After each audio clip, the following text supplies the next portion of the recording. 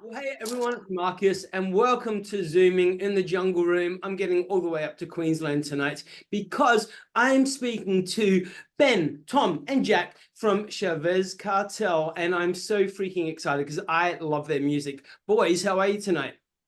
Good, man. How you doing? Good, thanks, man. Yeah, not too bad. So, have you just been rehearsing? Have you?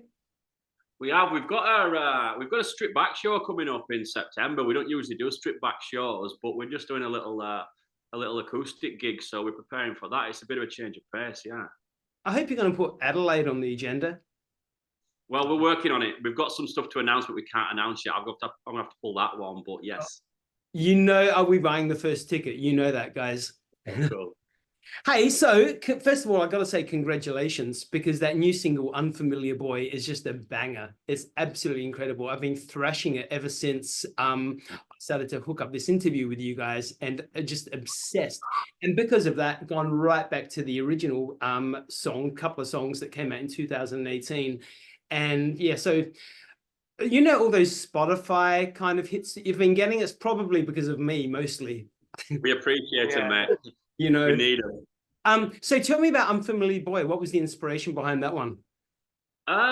It's took a life of its own. It started off as just a poem, which were that were about a struggling artist, which is ironic because we still are with pretty much that. But as it got a bit of life behind it, it just became more about a day-to-day grind. So it started off as a struggling artist, and I think it just kind of developed into just a struggling everyday bloke, I guess. And yeah, he's got a big voice on him.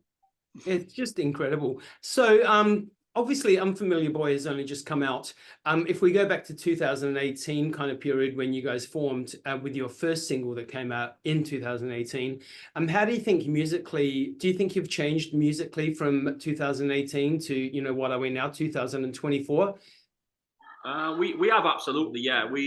That first one, the music we put out back then, that were basically just demos. We just basically had a few ideas that we kind of got together that ended up on Spotify. So yeah, I think it's gone in a clear direction. I don't think we've ever took any U-turns or changed direction. I think it's been quite a natural progression, but it has changed. It has changed, yeah, for sure.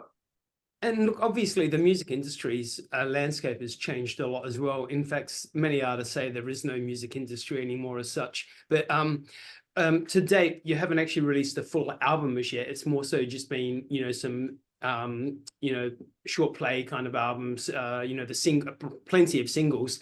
Is there an album actually on the way? Yeah, that's what we're going to do. That's going to be his next big project because we've all collected music as whole lives, and I don't know how you've collected it, but up until making and releasing music, I'd never heard of EPs. I don't care about EPs. We're just doing it just to kind of progress and just get a bit of a fan base. But I'm not interested in EPs. I don't want to buy them. I don't want to listen to them. I don't want to make them. I just want to make an album. So absolutely, that'll be his next thing. And bring it out on vinyl as well, right? Yeah, absolutely. We're big on vinyl. Yeah, we're vinyl junkies. Oh, same here. Seriously, in that room there, my main living area is like back-to-back albums everywhere. Everything from the 60s right up to, you know, the nows. Amazing stuff. So yeah, I need to add one of yours to my collection.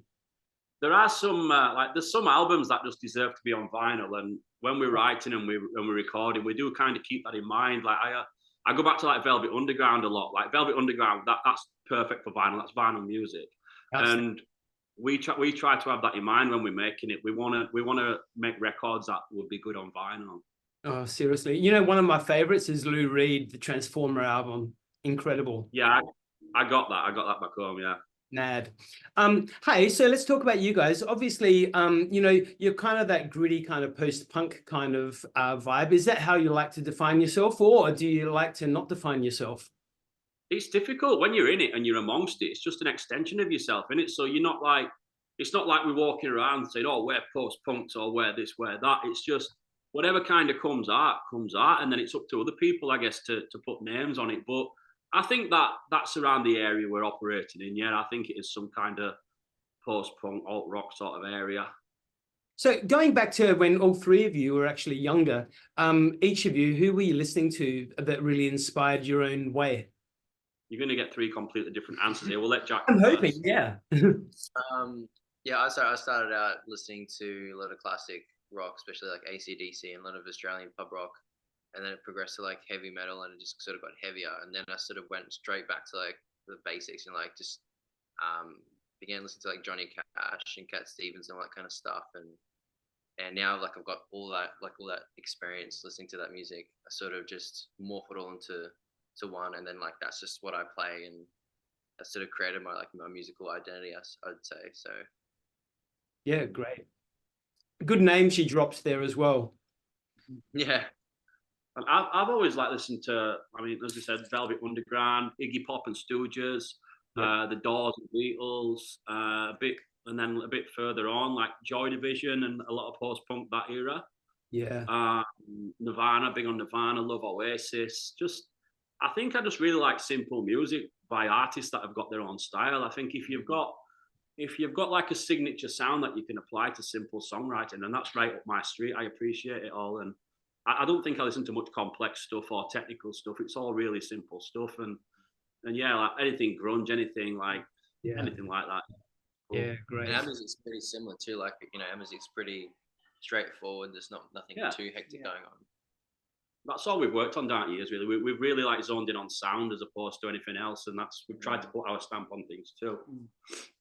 Yeah, I grew up with a lot of like Chili Peppers, Arctic Monkeys, System of a Down, all those like 90s music, a lot of 90s. 2000s. Okay, I'm going to ask you all three again. I'm going to ask you a question. And who was the first artist you saw live? First big artist that you saw live? I saw Oasis when they were still together. Wow, yeah. I saw Rise Against live first. That was my first live band. Mad. I saw Kiss and then AC/DC. No way. I love it. Look, we're all pretty much in line. My very first band I saw live was Midnight Oil, which was huge, just incredible. It actually kind of transformed my life. And I was just telling another artist this the other day, but the second artist I saw live, big artist, was only a week later, and it was Tina Turner. So going, starting off my musical journey of, going to gigs and seeing shows and all that, Midnight Oil backed up with Tina Turner, it just defines the rest of my life, I think. And everything. So, who inspires your music now? Like when you guys sit down and do your writing and, putting it all together, who's inspiring you at the moment? You mean like as in modern day bands? Yeah, yeah. Well, I personally really I'm from England, as you can tell from my thick Australian accent. I really like Idols and Fontaines DC. I don't know if you're familiar with them, but they're in that post-punk area. And I feel like they're the benchmark of rock and roll. I feel like the pioneer in like a really advanced punk rock music. Yeah. So I'm going to go for them, Fontaines and Idols. Yeah, cool. And when it comes to writing the music and, writing the lyrics, do you like to all three sit down together, or do you kind of go away, do your own little things and then come together and, writing? Oh. We all, whatever it is that you're listening to, we are all responsible for his own parts. So like every bit of drumming's on Tom, every bit of guitar work's on Jack, and every bit of vocal and lyrics are from me, I guess. So we all kind of stay in his lane, and then just we're like a collaboration within ourselves. Yeah, sweet. And so when did you move to Queensland? When did you come over from England? 12 years ago. Okay. What made the move? I mean, to play rugby league, actually. Okay. Yep. There you go. Even worse at rugby than I was singing, if you can believe that. And Tom and Jack, you were born in Queensland? Well, I am. Yeah, I was born in Israel. Oh, okay, cool. Great. So we've got all the cultures all coming together. Yeah. Very international. It's a very international couch, this. So with your band, what would be one of your proudest moments that you've achieved? Probably like I think both international tours have made us very proud. We enjoyed them both, but the first one were a learning curve. It felt a lot more like a lad's holiday than it did a musical achievement. And then getting over to, it could have been quite daunting rocking up to places like New York and Austin and LA. But we smashed it. And I would say like going over there and getting a good response in them big famous cities, I think that's probably, like, in my opinion, that's my favourite. I think it took a lot of balls. It took a lot to do it, and we pulled it off. And I think that's the one. Yeah, we had fans come from Europe to see us, which was like amazing for me. I was like, people are actually like coming to see us from another country. Like, Yeah. I just thought it was really awesome. It's kind of a pinch me moment kind of stuff when you realize that your music has actually gone overseas, right? That was a pinch me Yeah. moment. We're just walking on stage, and these guys said, "We've come from Czech Republic to see you guys," and we were like, "No fucking way!" Like us, and then we got the little piece of paper out, and they've got his name circled in the set times and stuff. It were, yeah, it were cool. I felt like it was taking piss at the time, but like it were a cool moment. Insane. So as far as 2025 goes, which is still only, you know, well, it's actually only 5 months away to the end of, well, I can't believe how fast this year is going. But what are some of your big goals for next year?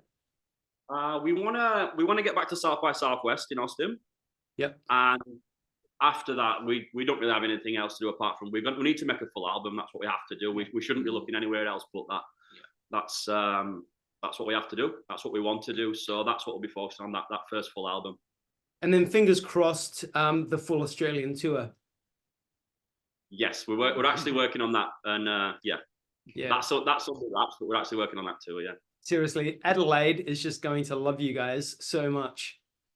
Fantastic. Well, I wish you all the best with the new single, Unfamiliar Boy, which, like I said, I mean, everyone watching, make sure you get out and listen to it because it's really, really cool. If you like that punk, post-punk kind of genre, or even just a bit of rock, really, seriously get onto it because it's an awesome, awesome song.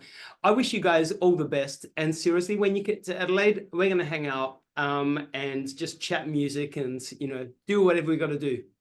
We look forward to it. Thank you so much for your support. Cheers, it means mate. a lot. Thank you. Yeah, thank you, man. Absolute Thanks, pleasure, guys. Everyone, it's been Ben, Tom, and Jack from Chavez Cartel.